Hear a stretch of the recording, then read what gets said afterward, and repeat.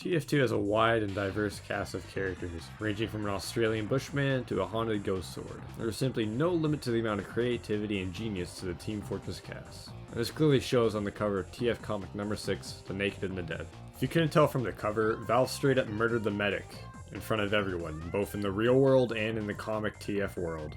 And speaking of everyone, who exactly is everyone in this crowd here? You probably recognize a couple faces within the crowd of onlookers in the background, like Greyman or Merasmus, but I doubt you know who this guy is. Don't even bother checking the wiki for that info and then commenting, I totally knew that was actually Joey Murders, because guess what, moron? It isn't on the wiki. I know, right? Crazy. You know what's even crazier? Me spending all this time mainly going through all the nonsense and all the comics just to find everybody on here. It's insane! If you couldn't tell from how enthralled I sound, some of this stuff was not easy to find. But I digress. The order of this video is going to be a bit nonsensical, jumping from character to character, place to place, but I'll be trying to start the top left crowd and making my way down, only to start again at the top right crowd and also going downwards. I also won't be talking a whole lot about the major characters. You should all probably know who Saxton Hale is. This is more just to shed some light on the minor characters within the TF2 world. To start us off, we have the original mercenaries of Red and Blue from way back when in 1850. Scout's counterpart appears to be based off Billy the Kid, Soldier's counterpart appears to be Stonewall Jackson, Pyro's counterpart is Abraham Lincoln, my most personal detested character in TF2 lore. Demo is Alfred Noble, the inventor of dynamite, which is fitting. Heavy is the man of myth John Henry with his signature sledgehammer. Engineer appears to be based off of Nikolai Tesla. Sniper is Davy Crockett, king of the wild frontier. Medic is a spitting image of Sigmund Freud. And finally we have the spy, who is Fu Manchu. Why isn't there a cosmetic based around this yet? I skipped a small amount of faces just so I could easily group the 1850s mercenaries all together, so let's backtrack a bit to the Gentleman of Leisure. The Gentleman of Leisure is a minor character who is a Victorian-era gentleman who was rich enough to buy a Tower of Hats, the ultimate sign of wealth, where he mocks another man named Smelly and Fortune for being presumptuous, poor, and worst of all, Irish. From a pure design standpoint, this character is identical to how Redmond and Plutarch appear in the 1850s, shown in the catch-up comic. There's only one of them though, and not two, which is a tad bit strange. Radigan Conagher is a grandfather to the current day engineer, Dalmation Conagher. He built the original life-extending machines for Plutarch, Redmond, and another unconfirmed third-party member back in 1850. Also, he's got a paint can named after him. Barnabus Hale was Zephaniah Mann's right-hand man and tracker for when Zephaniah decided to trek in Australia.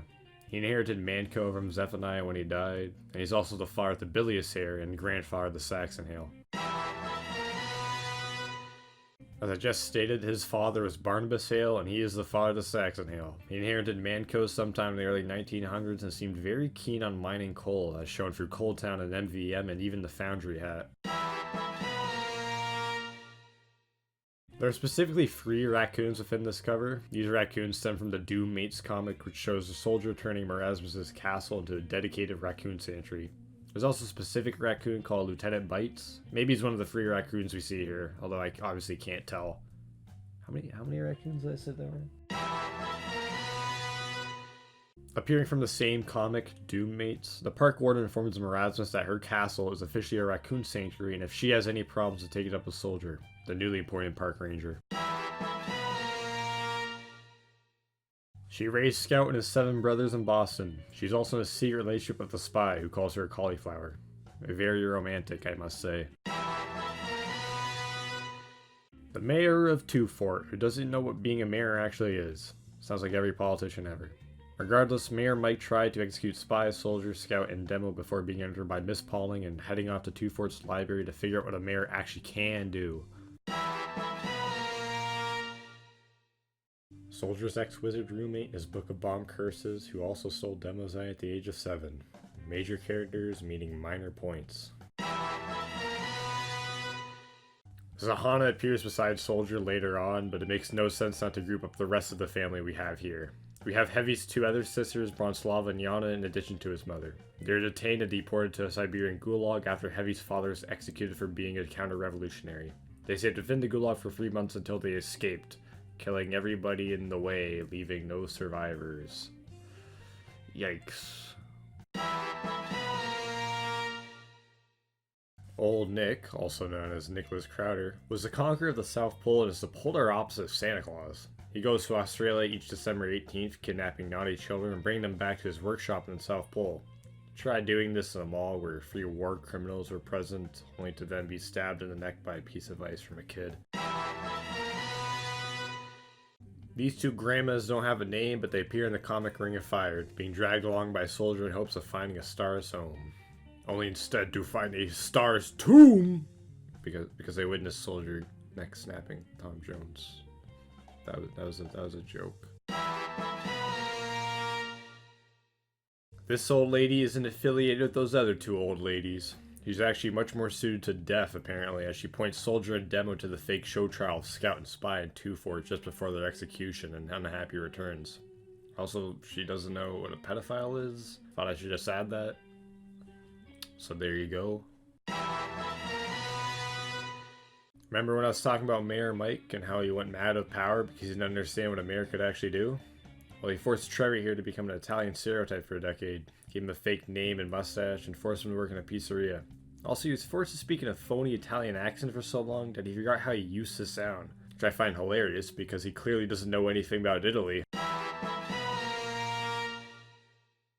Before we get into this guy, I always thought his name was Reginald. I have no idea why, but I could have sworn that this pumpkin's name was Reginald. Turns out he doesn't even have a name, but because he's one of my more favorite TF2 characters and I'm the one making the video, I'm calling him Reginald. Reginald was at one point just a lowly criminal who tried to mug the medic. It clearly didn't go well for him, however, as the medic, with help from the engineer, then took his brain out and put it into a jack-o'-lantern for a cheap laugh to scare away any trick-or-treaters. Luckily, Reginald does make a comeback from this fall and gets in cahoots with the Russian mob. He also appears in-game. Actually, he was added this year in Scream Fortress 2020 with some unique voice lines. He appears only on Bloodwater so far as part of the map's unique bomb cart. I don't have a whole lot to say regarding these 2 as they're pretty self-explanatory. They show up in TF Comic number 5 and number 6. Tilly DeGroot is a devil man's mother. She lost both her eyes due to the family trade and thinks highly of jobs, claiming her husband once had 26 at one time. Alright, this character really annoys and pisses me off. First off, this character has only 1 physical appearance, being on the cover of this comic. Secondly, it's only mentioned once by Scout in Unhappy Returns, when Scout and Spy are about to get executed by Mayor Mike. He casually mentions and refers how he once got Soldier as his lawyer, which is a reference to itself, the Smith story, and a lamp. When we get to the end of this video, when I talk about some other characters that don't show up on this cover, just remember that they added this lamp. Remember when I said old Nick was killed by a kid?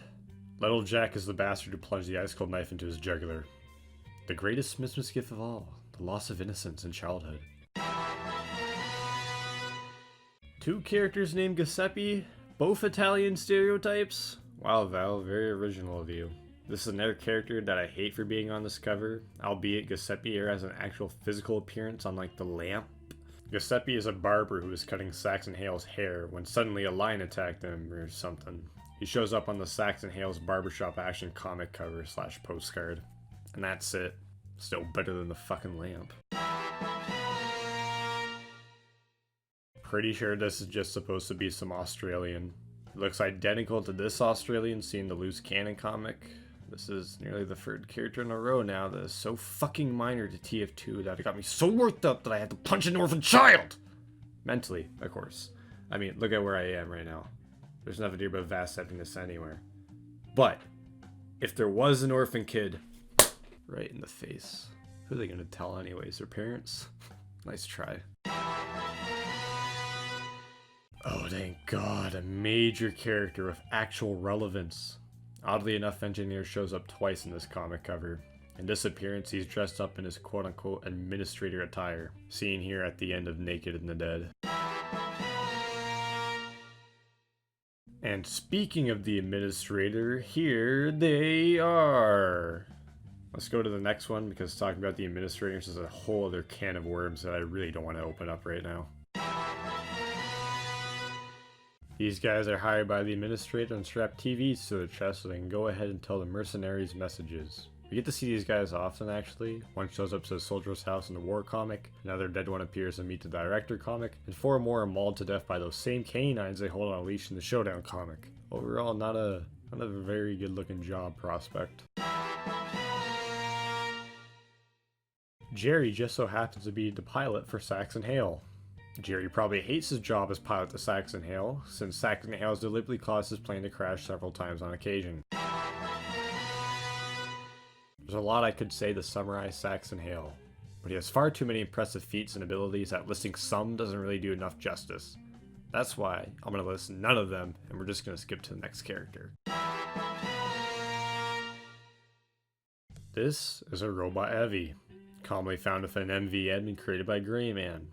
For some reason, this robot Heavy appears on this side of the cover, while the other robots appear to be on the opposite side. And we are back to minor no-name morons. I'm even more angry because this single guy had me stumped for literally 3 whole fucking days. To put it in contrast, literally everyone else except for this sorrowful sailor and another guy who's the current bane of my existence was figured out in a single fucking day. Except for the identity of a fucking unnamed individual who shows up in exactly 4 comic panels and only says 3 words of dialogue. If I sound mad, it's because I am! Materialize! Just bring an orphan here, right now. Right now. Just bring one right here. I'm gonna beat him. I'm gonna beat him up. Just bring an orphan here. I'll do it. I'll do it right now. I'll punch him in the face. Bring an orphan. Come on. I'm not joking. I'm not joking. Bring an orphan. I haven't calmed down. I've just bottled that rage for later. Anyways, this Girl Scout girl shares the same problem with Giuseppe being only present on a Saxton Hale comic cover / postcard. Much more kosher and chill regarding this, however, due to this comic cover giving us one of Hale's most iconic lines. What's the matter, girls? Don't you want to live forever? Fun fact, tigers show up nowhere within TF2. It's kind of annoying me, but for some reason it isn't provoking any rage within me, so that's interesting. Now before someone comments on how I'm wrong, I'm not. Tigers genuinely never make an illustrated appearance in any of the TF2 comics. There are panthers, lions, and snow leopards, but no tigers. The ex-girlfriend of Saxton Hale. They broke up when Hale left her for Manco. She remarried 4 other men though. All who died because they couldn't live up to her adventurous lifestyle. But still, you know. And that's the left side, done and dealt with. Thankfully the right side of the crowd has more people within the same group or circle, meaning I can do them all at once rather than one at a time. Starting off, we have... specifically the robot medic, spy, soldier, and devilman. I already mentioned the robot heavy being on the left side, so I get to keep this one short. This Pauling appears in A Cold Day in Hell comic, where Scout is about to fornicate with Zahana. He gets cut off by his thoughts of Miss Pauling, however, and rationalizes that waiting for Miss Pauling to change her mind about him is better than giving up. Appearing like 4 pages after Dream Miss Pauling shows up, these are the fabricated thoughts of the mercenaries Bronslava and Yana thought were coming to visit them, instead of Scout, Soldier, and Pyro. Shakespearicles was the strongest writer who ever lived. He was the inventor of the 2-story building, the stage play, America, and the rocket launcher. Despite these inventions, he was still always eluded by stairs, until Abraham Lincoln invented them 300 years ago. Or until Franklin D. Roosevelt invented stairs. I don't know, man. Retcons are weird. This is yet another pair of characters that, for some reason, is split apart, like the robot heavy and the other robots. Regardless, Archibald and Julius are fake characters made up by Soldier and Scout who run a quote-unquote Bombs for Orphans charity as an alibi for blowing up a Mall Santa training facility. I wish my rage would come back now that orphans are being mentioned. Probably the second or third most iconic bet within TF2 after the Spy Crab and Archimedes. Despite that, he, and yes it is a he, has the most merchandise out of the 3 of them. Preemptive heads up, A Cold Day in Hell is going to be mentioned a lot from these next few characters. Smoulders the Bear is an obvious parody of Smokey the Bear and spreads his distaste for wildfires. It's rather unfortunate that Smoulders shared this talk with Pyro, however. These two cardboard cutouts were soldiers' fake platoon buddies. They talk about old war stories all while sitting by a campfire. Oddly enough, the third cardboard cutout, named Iron Eye, doesn't show up on the cover. In the Skeleton King video, I accidentally called this character the Alamo. I was only partially correct. This is actually Dr. Alamo, who appears on the cover Alamo Hospital Romance, another comic cover which appears at the end of the Blood Brothers comic.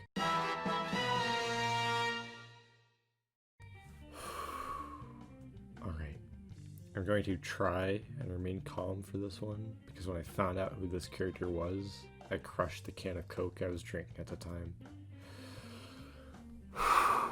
This was the bane of my existence, mentioned during the Australian Sailor. Hercules also appears at the end of the Blood Brothers comic in another cover called Alamo vs. Hercules. Let me explain to you the sheer frustration I had with this character. It took me 3 days to find the Australian Sailor, but I had some idea on who he actually was. I first thought he was a camp counselor or Boy Scout troop leader. Obviously I was wrong, but I had an idea on where to look. Hercules here, however, I didn't. He's a random buff guy with a beard. That is legitimately nearly half the cast of TF2. It doesn't help that there's already a Shakespearicles who shares the same name, making me think Hercules didn't even exist. It took me, and this is not an exaggeration, 5 days to figure out who Hercules was. And when I found out who he was, there was no sense of relief, no sense of joy, there was just despair.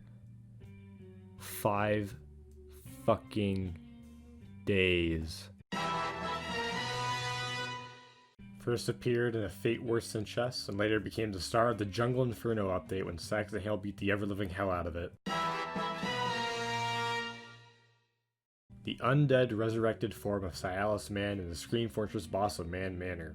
Actually, it was the first Halloween boss to be added in Team Fortress 2.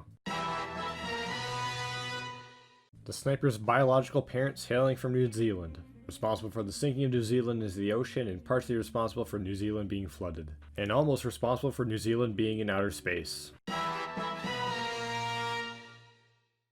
Tying all 3 of these together since they all appear at the same time, when Scout, Pyro, and the soldier are rescued by the Heavy and are taken back to Heavy's home, Heavy's mother offers soup to the soldier, who then has a moral breakdown about if he should eat it or not.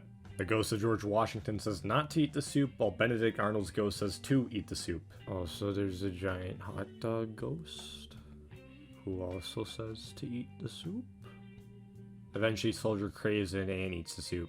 Also, yes, that giant hot dog is actually the costume Scout and Amelia Earhart wore later on in the comic. But it's introduced as a hot dog ghost here and on the cover, so it's a hot dog ghost, not Amelia Earhart.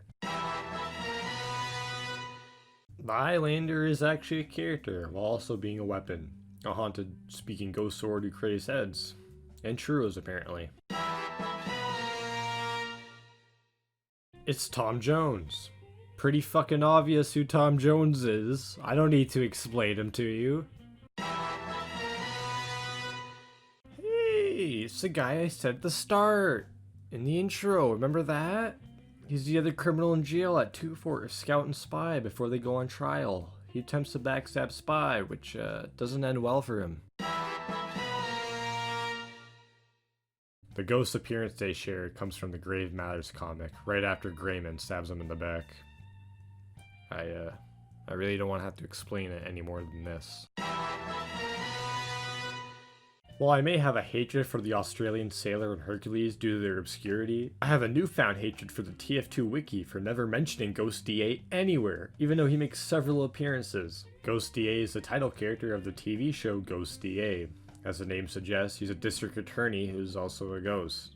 The Islander mocks how poor the betrayal of ghosts are in relation to Ghost DA in Ring of Fire. Shouldn't really have to explain who Grayman is. He was the owner of Grey Gravel Co. and was the adopted father of Olivia Mann. An interesting bit of trivia, however, is that his appearance here seems to be nearly identical to his appearance in the TF2 catch-up comic. I feel like I can't go a week without mentioning this monkey. Poopy Joe is America's first and only monkey not who tragically died after Manco sabotaged his rocket, taking away its fuel source. The director was hired by the administrator to spy on the mercenaries, although the director seems to be too stupid and arrogant to truly understand and know the reasoning for his actual employment, thinking that he's instead filming a documentary about the mercenaries. He was eventually killed by mispalming after the administrator got the info she needed from him, and you actually see some missing posters of him on several maps in-game. On Pyro's shoulder, we can see the medic's right-hand bird Archimedes, still soaked in Heavy's blood after all this time. At the end of Ring of Fired, we can see the mercenaries go into a vet to fix Soldier's cut-off hand. In the background, you can notice the Pyro picks up a Dalmation Puppy. This puppy makes another brief appearance in Unhappy Returns when the Soldier and Demo go to rescue Scout and Spy from an execution. Right off at the corner there. It's oddly enough the closest thing to the medic in Heavy, and even poorly cuts off Pyro's legs for some reason. And obviously here we have every other major character, the engineer oddly being pushed off the way from everyone else and matching his in-game appearance compared to his comic appearance. We got Scout, Soldier, Sahana, Miss Pauling, Sniper, Demo, and Pyro all together with Medic and Heavy obviously taking the middle of the photo here.